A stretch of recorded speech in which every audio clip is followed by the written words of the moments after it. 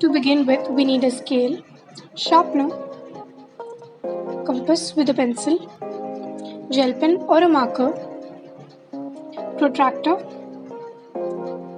and eraser.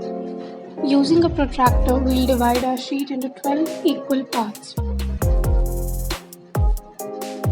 I'm drawing the lines quite darker, but you have to draw them light because we are going to erase it afterwards. I'm marking the angles just to make sure that you have drawn them rightly. For the first layer, we are going to draw a circle. In between the circle, we are going to make small circles of different sizes, just like this.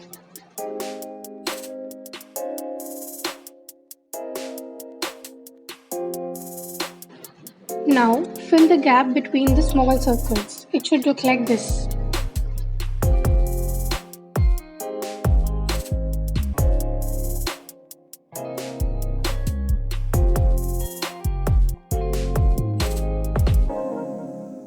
For the next layer, I am adding leaf-like structures, as you can see.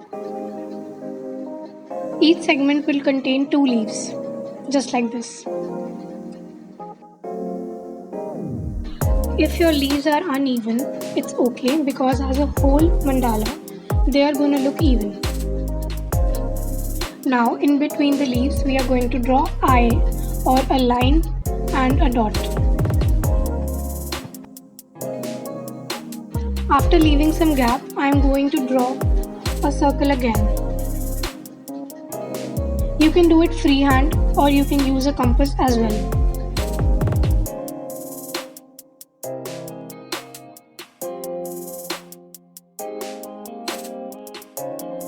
As you can see, I have drawn it a bit uneven, but that's okay because we are going to fix it. We are going to draw the leaves again as we did in the previous step.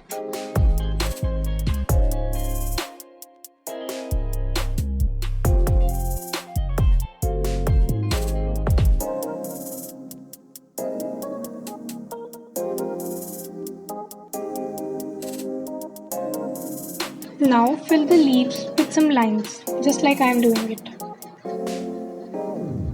You can use the same marker or you can switch to a gel pen as well.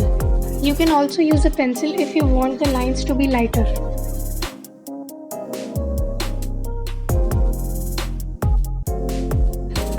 I'm just going to add some dots after every second leaf. For this layer, I'm going to draw some leaves which are pointed at the top. Complete the other side as well.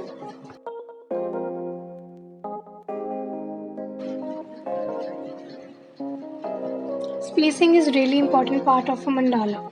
So I am going to draw small leaves inside the bigger leaves.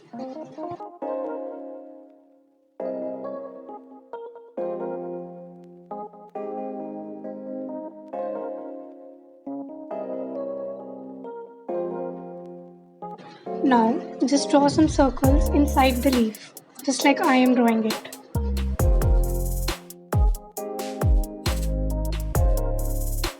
Add some upside down drops.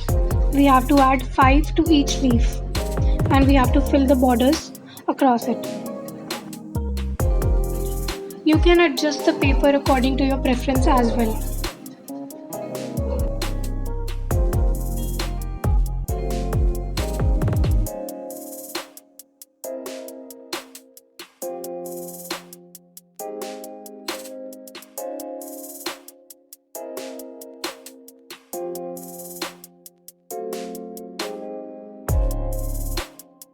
Now in between the leaves we have to draw a semicircle and have to fill it like this and draw some leaves on it.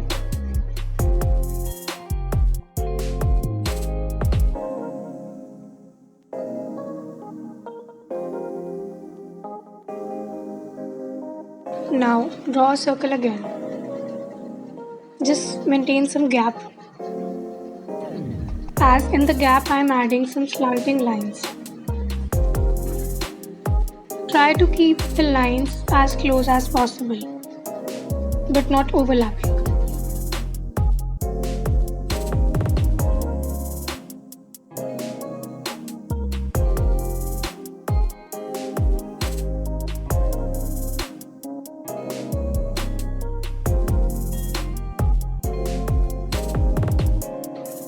After the lines, I am going to draw some dots at different places.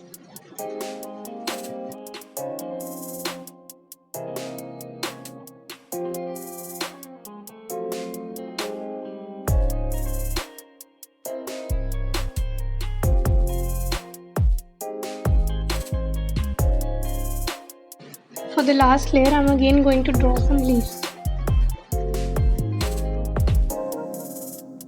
We are again going to follow the same steps which we did in the third layer.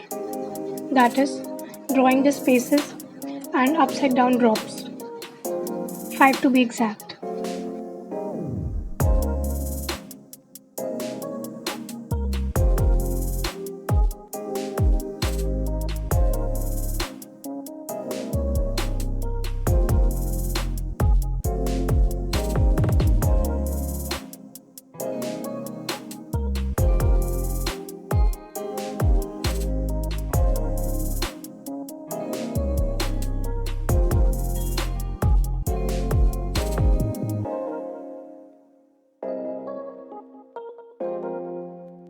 As we are reaching the end of the mandala, you can see the mistakes which we made in the beginning are all covered.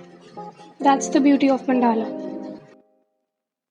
You might be able to locate unevenness if you look at the patterns as an individual, but as a whole, they just complement each other.